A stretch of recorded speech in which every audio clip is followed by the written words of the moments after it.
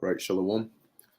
First and foremost, I want to give all praises, honor, and glory to Yahweh, Bahasham, Yahweh Shai, Bahasham, Rakah Kodesh. Double honors to the elders and the apostles of Great Millstone, and peace and blessings to the elect. And as you can see here, this is an article. I have two articles here. All right, one from Axios.com and one from ZeroHedge.com. And as you can see, I titled it, "It's so bad out. It's so bad. Police aren't taking reports from rape victims." Okay, and as I was reading this article here from Zero Hedge, if the streets of America are this chaotic now, what will they be like when things really start hitting the fan? And in here, you can see I highlighted, this is a link that, because they had mentioned about how how bad it's getting, that a lot of the police force are being stretched thin.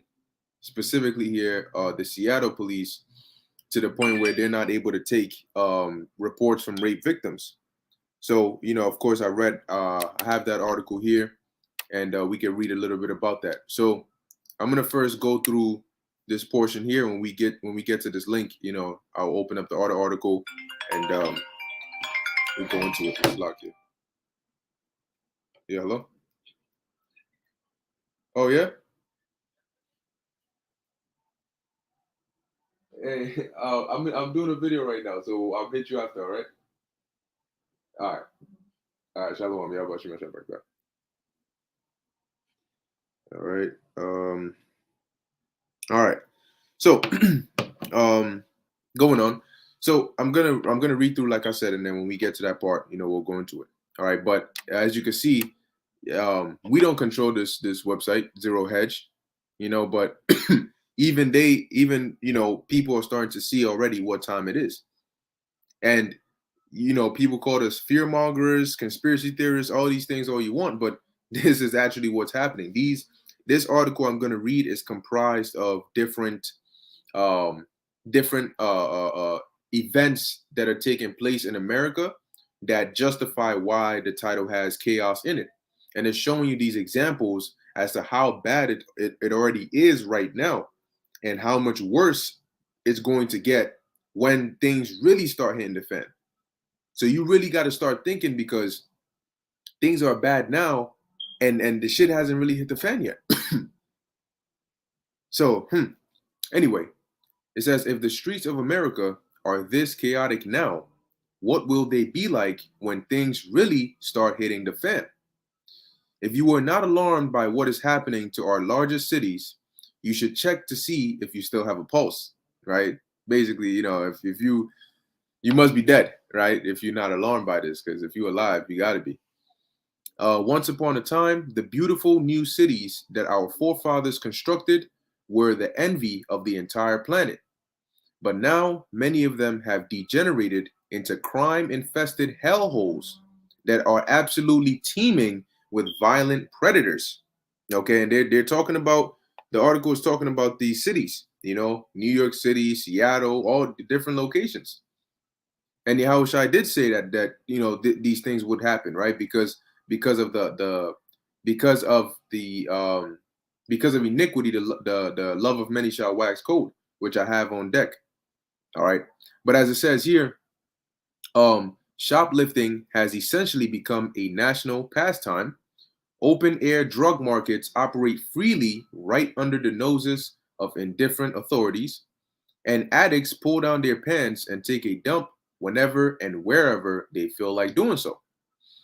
Thanks to record levels of illegal immigration, gang membership is absolutely exploding, and human trafficking has reached truly frightening levels.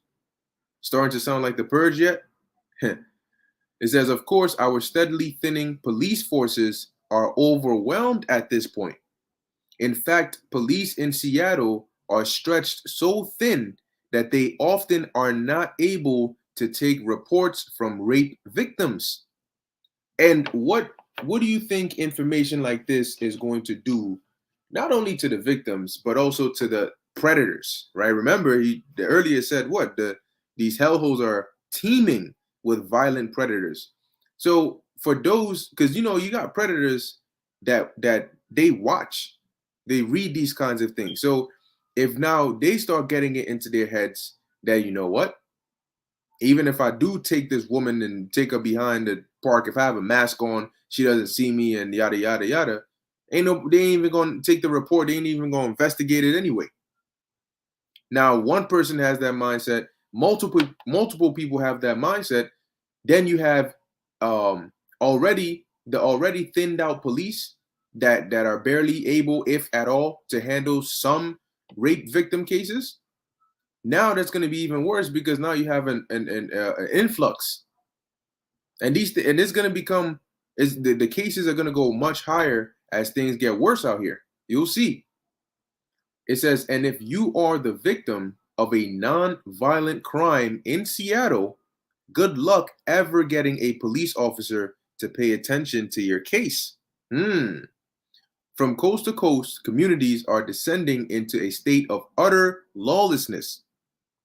So if things are this bad already, what will conditions be like when things really start hitting the fan? And that's the question. That's the mindset people should be having, which is, damn, if things are already, this bad, but a lot of people don't actually read articles. They don't watch the news. They don't keep up with what's actually going on across the country or across the world. So they don't even see how bad it is unless by chance they have the news on to CNN or News 12, or they see it on social media. Then they'll say, oh, wow, this happened over here, or, oh, I don't live too far from here. But they don't see how this is, things are chaotic all around on a certain level already. So they're not even thinking, well, if it's bad already now, how much worse is it going to be then? Until something like this happens to them, right? Oh, so like I said, I did say that we were going to check out this article. So this article here, let me do this. Let me put both articles in the chat. I'm going to put the main article, which we're going to be going through here first, and then we can put the second article here. All right. So this article, Axios.com, it says this was published on June 2nd, 2022.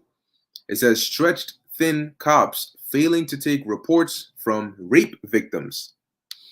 Now it says Seattle police are failing to take rape and other sexual assault reports in a timely way, or sometimes even at all. From victims seeking treatment from Harbor View Medical Center, King County's top sexual assault prosecutor told Axios Wednesday. Now, here's the thing, right? You may see Seattle, so you may think Seattle, but what you have to pay attention to is what is the cause? What is making the Seattle cops not be able to take reports from rape victims? Is because they're being stretched thin. They're running low on numbers, and yet they have to accomplish so much. Like what happened to Rome's military. So, in essence, this isn't just isolated to Seattle. This can happen in New York. It can happen in these other areas because one, through the demic and the mandates, you had a lot of people that lost their jobs, some that quit, that were even on the police force. Okay. Salakia. So you have that, which is thinning their numbers. When you have more cases, more crime going up, that also adds to, in essence, in ratio, aspect, the thinning of the numbers. And as layoffs, okay, start to become more commonplace, you're going to have even more thinning of numbers. More layoffs are going to lead to more crimes as well, because when people don't have jobs, they get desperate. When they get desperate, they're more likely to, get into these situations. The water. So as it says here, continue on. I just wanted to make that point that just because it's Seattle doesn't mean it's going to be only there. All right. So it says what they're saying. Sometimes an officer won't take a report for hours, and often they won't come out to take a report at all. They may only take a report over the phone, said Senior Deputy Prosecutor Ben Santos, chair of the Special Assault Unit for the King County's Prosecuting Attorney's Office. Santos said he's been informed about the reporting problems directly by Harborview officials and social workers. Yeah, because say you have a social worker that's dealing with a client or a patient or whatever term they use for them, and they're talking to them, then they see that one of the problems that they faced was being raped, and they're talking about it. They may ask, did you report it? Did this happen? And so if you as a social worker are constantly hearing that a lot of like victims are coming in and some of them have gone through these experiences and they report it, but nothing happens, or the police don't take the report, or these kinds of things, the social workers say they report that up the chain, you would have a situation like this, right? Now it says a Harborview spokesperson told Axios on Wednesday that a supervisor in charge of treating sexual assault victims was unavailable and didn't respond further. Why it matters. The delay in reporting has meant an unknown number of rape cases are falling by the wayside. Yeah, because if if numerous amount of rape cases are going on and the reports are not being taken or processed, you can't keep track of how many cases are there in total, because a lot of them are just being ignored, being tossed out because they're not getting to it. Now, like I keep saying, this is now, right? And there are going to be more events in the near future that are going to cause crime rates to go even higher, rape cases to go even higher, and police efficiency to go lower, which is a perfect storm for a bad time. Now it says as victims aren't able to report crimes or have second thoughts about reporting due to the lack of police follow through, Santos said. So if you are able to report the crime and then you never get a follow up, they don't tell, because somebody gets raped, right? They report it. They're expecting, okay, they're looking into it, trying to find the suspect and get it, but in you report it, and if you call them or you weigh in, you don't never hear anything back. So in essence, it's like it'll almost be the same as if you didn't report it. And if you call them, right, if you get raped and you escape, by that time your attacker is more than likely gone. So you call the police to report that to them, they're not really going put that into a high level of priority, if they even accept it at all. See, like I said, and that's happening now. And as things get worse, you'll see the reality will start to set in, and this will set off a trend, because you're gonna have predators that are gonna say, you know what, or you're gonna have people that are gonna say, you know what, them cases ain't even getting prosecuted. Not even prosecuted. They ain't even getting reported. And if they report it, they ain't gonna do nothing. So now, when when hopefully, right, when a chick is walking, she got some common sense to know, you know what, I shouldn't be out at a certain time, because rape has become too common nowadays. You know what? Instead of walking on this side, let me walk on this other side. You know what? Instead of walking by myself, let me make sure I have somebody with me. Because once that dude on the corner, here it is, it's 10 p.m. and you walking by yourself, there's barely anybody in the streets. And the dude look at you saying, "Hey, yo, ma, what's up?" You know what I'm saying? Because in his mind, if he's probably thinking, ain't nobody here, ain't no cops gonna do nothing. See? So when we tell you it's getting bad, and you just think, oh, yeah, y'all just fear mongers. Y'all just like to say that's a scare. Okay. Yep, like the brother said, department's not responding because of fuel costs. Exactly, and that's another addition to that. So when the Lord said that He's going to bring calamities upon this place, the scriptures say that they shall seek peace and there shall be none. I mean, the most painful wake up call is coming to this place in the most painful way, and Yahweh Ba'Shem Yahushua is the author. So as it says here, all right, I read this part right here. Driving the news, it says the new details from Santos came after the Seattle Times and the Quo jointly reported Wednesday that detective staffing within the Seattle Police Department's sexual assault and child abuse unit has been stretched so thin it stopped assigning new cases with adult victims.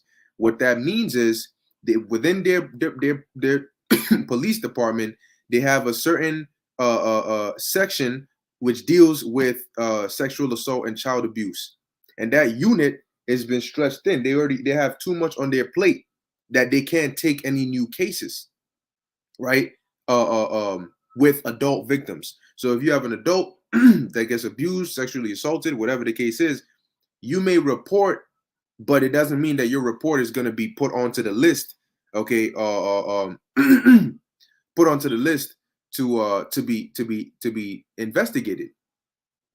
Now it says the news report is based on an internal memo sent to interim police chief Adrian Diaz on April 11 by unit I'm guessing that's Sergeant Pamela St. John. So this was a memo that was sent to them. It says detectives now prioritize only a fraction of cases involving children or those involving adults where a suspect is in custody. That's their priority. So I hope you can already see how bad it's starting to get. All right. I hope you can already see it. Let me read maybe this part right here. It says the unit's depletion the unit's depleted staffing is a symptom of the department's wider staffing troubles in recent years, with the agency down more than 300 officers compared to 2 years ago. So back to the original article, as the title said, right? If the streets of America are this chaotic now, what will they be like when things really start hitting the fan? So let's keep going. So now we covered that part. Like I said, I put the links up here in the description box. I'm seeing if I can pin at least one of these comments. I mean, one of these messages, right? So now it says here, continuing a trend that we have seen for the past couple of years, crime rates all over the nation just keep going higher and higher. So you see how this is adding to when we say a perfect storm, what we're talking about is the worst case scenario in both sides of the problem happening, right? So when they say a perfect storm, like with food, when you have food shortages, that's one problem. But when you have inflation causing prices to go up, that's another problem. So when you combine them, it's like the perfect recipe for disaster. So take this, for example, when you have, let's say you look at police and you look at crime, right? Now, say the police force gets cut. So now you have less police, but the same amount of crime. That's a problem already. That is a way to where police are not going to be able to deal with all the crimes because there's less police now, right? So now imagine that, and then on top of that, you add an increase in crime. See why it's a perfect storm now, because the worst case scenario in both sides of the problem is what's happening.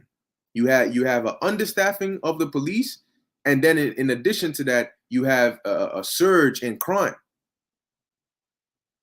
So it says here, it says to yeah, continuing a trend that we have seen for the last couple of years, crime rates all over the nation just keep going higher and higher. For example, auto theft, grand larceny, and transit crime are all up by more than 50% in New York City so far this year. Now, then it goes into a bit of description here. Maybe I'll read just a little bit. Data released by the New York City Police Department, and New York is through, right? New York is through completely. This place is. It says here, showed grand larceny auto increased by 51% with 51.1% with 5,420 incidents as of June 5th, compared to just 3,587 incidents by the same time in 2021. So now let's come back down. It says here, I thought that the new mayor was elected to end the crime wave. It says here, instead, it appears that it has been supersized. Yeah, because this bald-headed demon, Eric Adams, he's not doing anything to help this place because his job is not to do anything to help this place. Okay? Remember, they have the appearance of a lamb, but speak as a dragon. When these guys run and try to get you to vote for them or support them, they're gonna give you that whatever it is they got to give you so you vote for them. You know, I don't know how this guy got up in there, but shit. It says instead it appears that it has been supersized. One way to hide the rapid rise in crime is to decriminalize things that used to be major offenses. You see? So let's take a let's take a look at this, right? Crime rates are going up. And you don't want it to look like that. You don't want it to look as bad as it actually is. So you look at, okay, well, what do we consider crimes? Let's say selling drugs, doing drugs. Let's say that's a crime, right? Let's say rape is a crime. Let's say stealing is a crime. You know what we're gonna do? Decriminalize stealing, decriminalize drugs. So now, when people steal and people do drugs, that's not counted in our statistics of crime rates. So now our crime rating seems to be lower, but the crime is still going on. Right? It's just not being called a crime. So it says here, in Portland, voters decided to decriminalize hard drugs, but that just turned the city into an open-air drug market. The streets of Portland resemble an open-air drug market after state officials schemed to decriminalize hard drugs led to a surge in overdose deaths, critics claim. It says law enforcement agents say that the streets of Portland are full of homeless addicts openly buying and selling drugs, and that signs of drug addiction are actually increasing statewide. Yep, which is a problem that's already being faced now. How much more when things get worse? It says at one time Portland was one of the most magnificent cities in the entire world. Now it's a horror show. Yeah. How has this place fallen? Right? At one time, when he said in the beginning of the article, this place was top notch, this place was this place was that. Well, what do the scriptures say? As this place is going down, right? Let's real quick get the book of Jeremiah, chapter 51, verse 8. It says, Babylon is suddenly fallen and destroyed. How for her take balm for her pain, if so be she may be healed. But that's the thing. Verse 9, we would have healed Babylon, but she is not healed. So all the problems or the wounds, right, that Babylon is going through or is facing are not going to be healed. Be it crime, be it economy, be it weather, be it food supply, it's not going to be healed. It says here, forsake her and let us go every one into his own country, for her judgment reacheth unto heaven and is lifted up even to the skies. Yeah, so don't expect any nations to come to your rescue. All right, as this place starts going down, don't expect, these other nations to try and come to the rescue, because that's not going to happen. Babylon has a special judgment that the Lord has set for it. So there's going to be hell in America before it gets destroyed. Let's see. So we have here, it says, now it's a horror show. On top of all the ordinary crime that's going on, we are witnessing a very alarming rise in politically motivated violence. Oh, interesting. Now, I did mention this earlier, so before going on, let me get this real quick. This is the book of Matthew, chapter 24, verse 12. It says, and because iniquity shall abound. Now, when you go into that word iniquity, let's actually go into it. All right, in essence, it means anarchy. Okay, the word here in the Greek is anomia, and it says the condition of without law. And that's what the word anarchy means. Okay, key is rule. Like you have monarchy, right? So key is rule, and anarch is without. So anarchy is without rule. So in essence, as it says in Matthew 24 and 12, and because iniquity shall abound, because anarchy shall abound. Well, what is accompanied with anarchy? What happens when you don't have rules? You have chaos, right?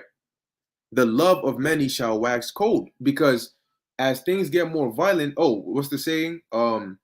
What's that? Good times make weak men. Weak men make hard times, and hard times make strong men. Something like that. No, sorry. Good times. I'm gonna try to get it as best as I can. Good times make weak men. Weak men make bad times. Bad times make strong men. Strong men make good times. Something like that. All right. It's not perfect, but I think that's the best my memory will serve me. So when you have bad times make hard men, right? Or strong men, because you now need to be in a colder mindset to survive the condition of the world that you're in right now. So a lot of people are going to start turning cold because of the anarchy that's going on out here. And you're gonna, the kind of crimes that you're seeing, when you hear about it, you're like, yo, what? You know what I'm saying? They did what? Okay. So it says, the Supreme Court decision that will overturn Roe v. Wade is expected to be released this month, and a group known as Jane's Revenge has announced that it is open season on those with pro-life views. I mean, this. Can you imagine that? They're coming after people that are pro-life. Oh shit. Open season meaning that, like, if somebody says it's on site for you, it means that you're an open target. If we catch you, it's going down. Okay. It says the pro-abortion group Jane's Revenge is declaring it open season on pro-life groups and crisis pregnancy centers. I mean, shouldn't you be pro-life? Shouldn't you support life? So pretty much they say no. We won't. We if you're gonna come for pro-life people, that makes you anti-life. It says the group has a history of damaging property during their protests, and they took credit for the vandalization of a pregnancy resource center in Des Moines, Iowa, earlier this month. It says, in a message posted to social media, the group said they broke windows and left graffiti political messages all over the clinic. It was easy and fun, the message read. These guys are through, man. This country, this world is through. It says, sadly, okay, Khan, the water, bro. The water. Yahweh's Warrior and I Will Awar 777. Hard times create strong men. Strong men create good times.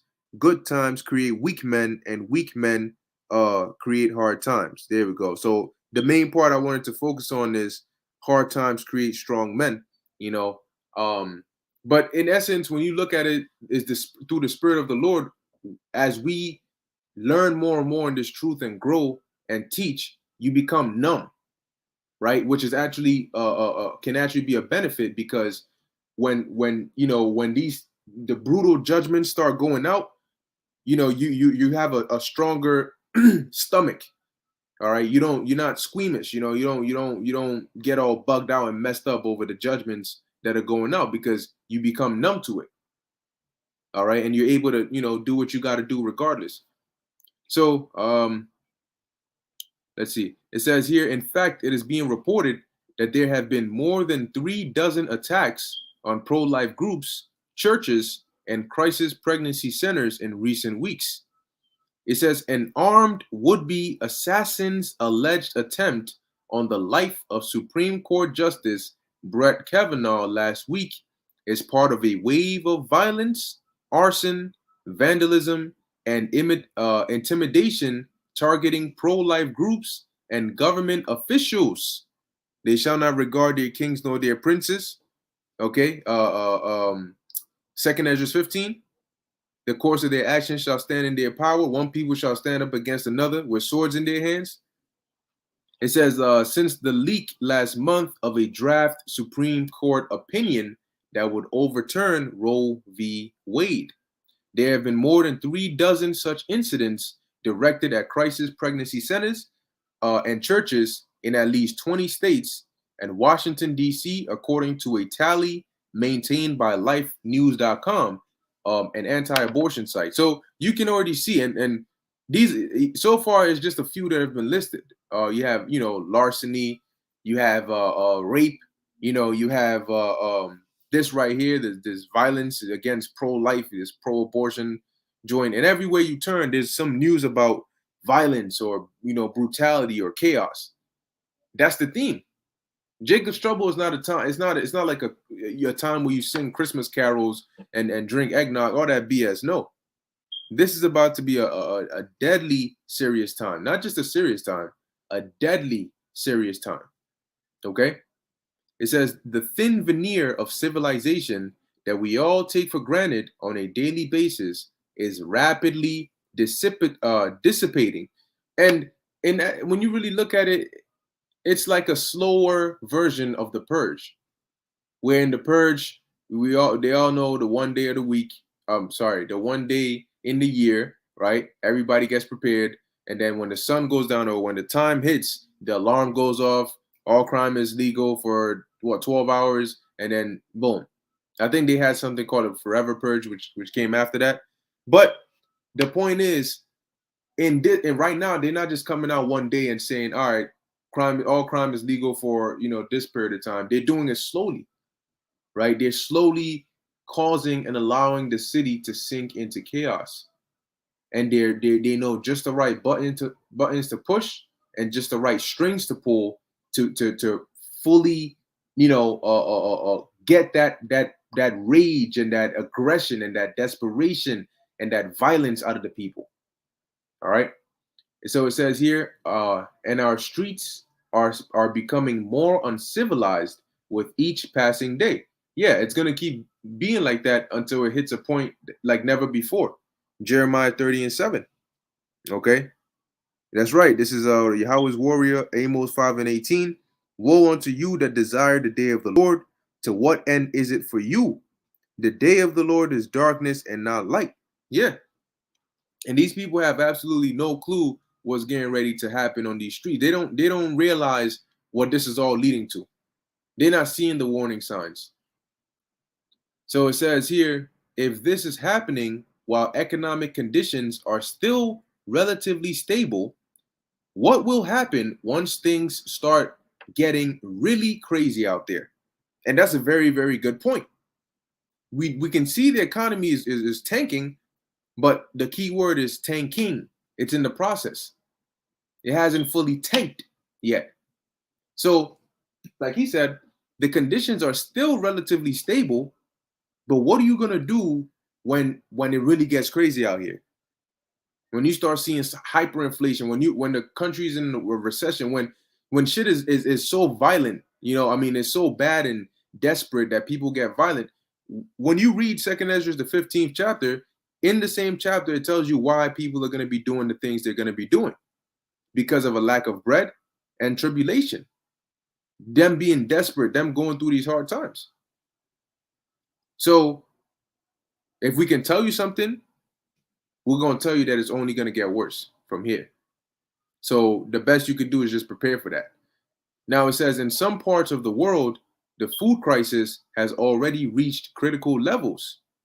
For example, the government of Sri Lanka has actually shortened the work week so that workers will have more time to grow their own food.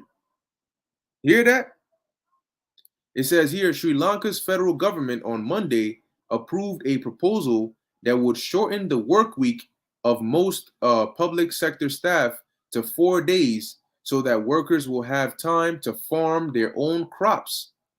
Reuters reported Tuesday, noting the measure aims to combat Sri Lanka's worsening food shortages caused by a recent economic crisis. Yeah. Now over here, it ain't gonna be like that. Look, I'm in the Bronx, right? I'm in New York.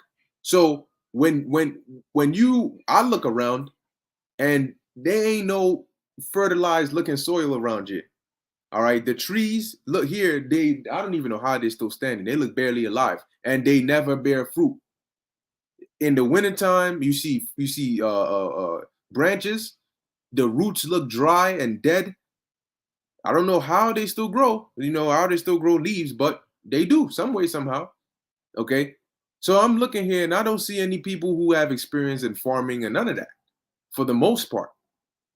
So this, if you tell people now, grow your own food, they're gonna look at you like, excuse me, what do you mean grow my what? No. I want to go to BJ's. I want to go to Stop and Shop. I want to go to Trader Joe's. Take me to ShopRite. That's all they know. They think that when they go to the grocery store, that's the equivalent of making your own food. Yeah, I gotta go, I purchase my ingredients, I come and I make the food. Now, what happens when the ingredients are not there? So it says here, Sri Lanka's cabinet late on Monday approved a proposal for public sector workers to be given leave every Friday for the next 3 months, partly because the fuel shortage made commuting difficult and also to encourage them to farm. Like, it's getting so bad. Governments are telling their people, look, start farming, because oh shoot. Because you're gonna need something. you don't farm, it's on your ass. And then you have, meanwhile, I think in what is it, Aussie? You got them telling the people, look, between 6 and 8 p.m. just turn the lights off because that's how we gonna save energy. This is crazy, huh? Now it says over in Africa, the United Nations has stopped feeding approximately 1.7 million citizens of South Sudan because they simply do not have enough funding to feed the rapidly growing throngs of desperately hungry people. This is why Second Ezra 16, matter of fact, let me pull that up. This is why the scriptures say what they say. We are living in the fulfillment of prophecy. All right, Second Ezra 16. I think this is 16:24. Nope, might be 16 and 22. Yeah, that's a good one.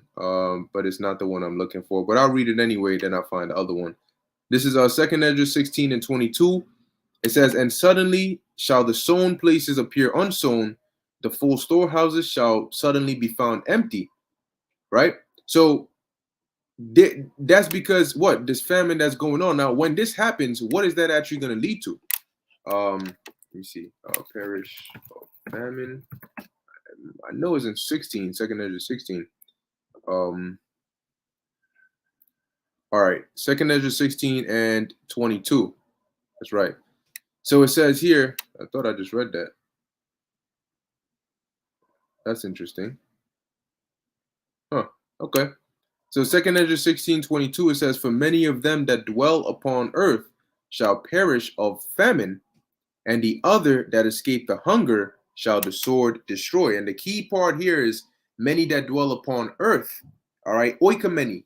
So not just one part, but the whole planet. So when you got famines going on, as it says here in Africa, the UN has stopped feeding approximately 1.7 million citizens. Now, if those citizens were depending on the UN to feed them, they must be in a really, really bad situation. So now that the UN has stopped feeding them, what are they gonna do? Not really much that they can do. And don't be surprised when you start hearing cannibalism stories or cannibalism cases. You know, one day you just may see an article or you may be listening to the news and they'll say a bizarre story tonight. Oh, Khan, the water. I read Second Ezra 6. Okay, all right. I meant to get Second Ezra 16, but that's the spirit anyway. Um, but yeah, you might be watching the news and you'll see, tonight we have a bizarre story as cases of cannibalism are starting to rise. And then they'll take, over to you, John. We have our reporter John who's there in the city right now, and he says, and the constant John, yeah, hello, Mike. Yeah, I'm here right now, standing 2 feet away from the location where this man says his half of his face was bit off by a hungry individual who then turned around and said, "I'm sorry, I'm just hungry," and then they ran off. Police say they're still looking for him, but yeah, it's getting pretty crazy out here, huh? So don't be surprised if you hear stories like that. And then maybe a couple weeks later, the dude comes back on the news tonight. More alarming cases. We have more cases of cannibalism are skyrocketing as people are not getting enough food to eat and they're turning to desperate means. See, so because these things are going to happen when people don't have food, things like cannibalism follow through. All right. So it says here, the World Food Program has been forced to stop providing food aid to around 1.7 million people in South Sudan because of lack of funding. The UN-run organization will still reach 4.5 million people, but many will miss out on vital resources. Sheesh. All right, let's come down. It says all the experts are telling us that the global food crisis is going, now pay attention here, is going to get a lot worse as the months roll along. I'm gonna read that again, nice and slow. All right. Let's start off there. All, what does all mean? It means everybody, right? So all of the experts are telling us that the global, another key word, we're not dealing with just America, we're not dealing with just UK or Russia or anywhere. The global food crisis is going to get a lot worse. Another key word, we're not talking about is just going to get worse, it's going to get a lot worse as the months roll along. And then on top of that, what can you add? You can add the prices of things going up as farmers are telling you that come this fall, you're going to see a very high jump in your food prices. So we're pretty much at that time. Okay, there's no other way to put it. It says if the UN has already reached the limit of what they are able to do, who is going to help the millions upon millions of hungry people that will soon need help in order to survive? Now it says here in the US, food production has been affected by a bizarre series of disasters, and it is bizarre. But are people questioning it? Only a few. What is the fat ass average consumer doing? The one who really eats the most, instead of them to be concerned, they don't even have a clue as to what's going on. It says, and we are being warned that much less will be produced this year than originally anticipated.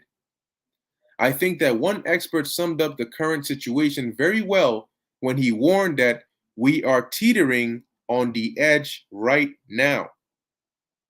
And then you also got blackouts, energy, because you got energy shortages going on. It says here, Pennsylvania farmers are being crushed by the real cost of diesel, so much so that questions about a food crisis are starting to loom. The Morning Call reported. One farmer in Lehigh County is quoted as saying, "I've got a tractor hooked up to my corn planter out here, no diesel fuel, and I can't afford to get any." So that means no corn. It says that farmer was airing his gripes to Kyle Kotzmoyer, a legislative affairs specialist for the Pennsylvania Farm Bureau. We'll call him Moyer. Moyer then turned around and testified to state lawmakers, "We have reached that point to where it is very close to being a sinking ship. We are on the edge, or we are teetering on the edge right now." So everybody is giving you warnings, and I cannot believe that with all these warnings going on, you still got people that are not taking heed, and you're going to regret it big time.